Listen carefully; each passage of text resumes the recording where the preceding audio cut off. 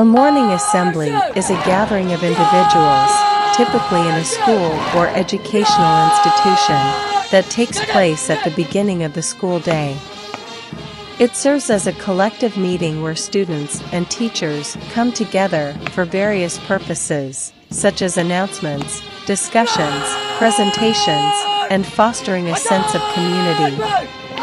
The structure and content of a morning assembly can vary depending on the specific institution and its traditions.